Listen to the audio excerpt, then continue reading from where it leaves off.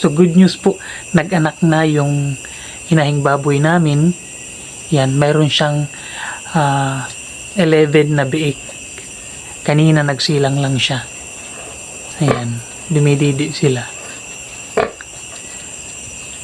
Napakaganda.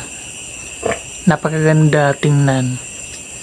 Yun po yung update ko sa mga alaga ko dito na first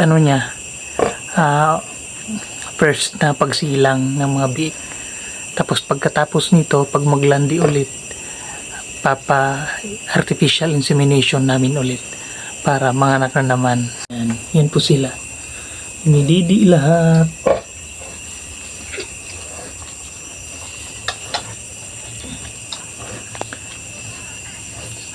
Yan. Yung ginamit dito paso sa pag ay artificial insemination. 11 lahat ng biik. Yan. So dito nga pala ako matutulog sa dito lang mismo kasi para mabantayan yung mga biik. Dito ko hinihiwalay yung mga biik kasi pag inilagay dito sa inahin, pwede maipit yung mga biik, mamatay. Pagkatapos nito, ililipat ko sila dito. Pagkatapos nilang dumidi, ililipat ko sila dito lahat.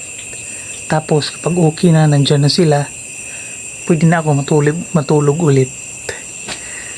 So ngayon lang to, sakripisyo kasi bagong silang, kailangan bantayan. Every time na nagugutom sila, nag-iingay, magigising ako, tapos lalagay ko ulit doon sa inahing baboy. Ayan po yung update ko sa mga alaga naming baboy. Ayan. Good night everyone.